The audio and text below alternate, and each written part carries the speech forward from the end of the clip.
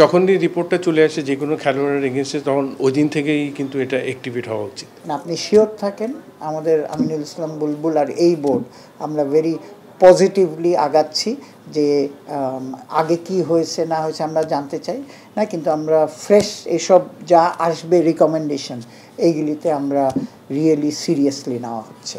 ঘরোয়া ক্রিকেটে ফিক্সিং নিয়ে যে শোরগোল উঠেছে সেটা নিয়ে পরিষ্কার অবস্থান বিসিবির হর্তাকর্তাদের, কিন্তু গেল বছরের এনসিএল আর বিপিএল এর ফিক্সিং কর্মকাণ্ড নিয়ে যে এত কথা সেটার তদন্ত রিপোর্ট আর রিপোর্টে অভিযুক্তদের নিয়ে আসলে কি করছে বিসিবি? সম্প্রতি ডিপিএল এর এক ক্রিকেটারকে সর্বনিম্ন 5 বছরের নিষেধাজ্ঞা এবং প্রয়োজনে আজীবন নিষেধাজ্ঞার সুপারিশ করা হয়েছে। সেটা উঠে এসেছে স্টার প্লেয়ের অনুসন্ধানে, যদিও গণমাধ্যমে চাওয়া হবার পর সেটা নিয়েও অফিসিয়াল কোনো বক্তব্য দেয়নি বাংলাদেশ ক্রিকেট বোর্ড। আমিনুল ইসলাম বুলবুলের কাছে যে তদন্ত রিপোর্ট জমা পড়েছে সেখানে অভিযুক্তদের তালিকা প্রকাশ্যে না আনলে তাদের বিরুদ্ধে কোনো ব্যবস্থাও নেয়ার সুযোগ নেই দলগুলোর।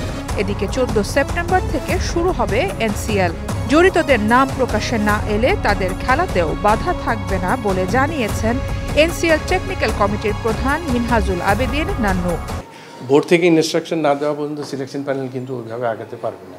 তো সুতরাং এখন দেখার বিষয় যে বোর্ড কীভাবে ইনস্ট্রাক্ট করে সিলেকশন প্যানেল সেভাবে কিন্তু দলটা তৈরি করছে। যখনই রিপোর্টটা চলে আসে যে কোনো খেলোয়াড়ের এগেইনস্টে তখন ওই দিন থেকেই কিন্তু এটা অ্যাক্টিভেট হওয়া উচিত, কারণ আপনি যদি আপনার কাছে নাম আসে সেভাবে কিন্তু আগাতে হবে এবং সেখানে আপনার ডোমেস্টিক ক্রিকেট হোক বা বিপিএল এটা ফ্র্যাঞ্চাইজি টুর্নামেন্ট হোক, যে কোনো টুর্নামেন্টেই আপনার ওদের ব্যাপারে একটা সতর্কতা কিন্তু থাকতেই হবে।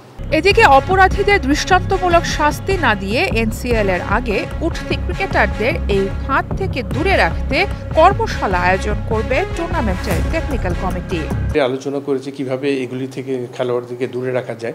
এগুলির জন্য কিন্তু একটা কাউন্সেলিং কোর্স কিন্তু দরকার আছে খেলোয়াড়দের, এবং অ্যাওয়ারনেস যেটা এটা নিয়ে কিন্তু কাজ করার জন্য অলরেডি আমরা এনসিএল টেকনিক্যাল কমিটি থেকে কিন্তু এটা আলোচনা অলরেডি শুরু করেছি, যাতে যখনই দলগুলি তৈরি হয়ে যাবে, যখনগুলি রেডি হয়ে যাবে ভেন্যুতে যাওয়ার আগে একদিনের একটা কোর্স আমরা এখানে করব, যাতে খেলোয়াড়দেরকে অ্যাওয়ারনেসটা দেওয়া যায় কীভাবে এর থেকে দূরে থাকা যায়।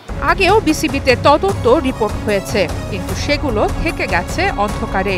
যেখানে ফিক্সিংয়ে কাউকে জড়িত হবার প্রমাণ পাওয়া গেলে সাথে সাথেই শাস্তি দেওয়ার বিধান আছে, সেখানে বিসিবির ঢিলে ঢালা ভাব আর শুধু কর্মশালা দিয়ে আদৌ কি পরিস্থিতির উন্নতি হবে? সারা মাহবুব, স্টার নিউজ।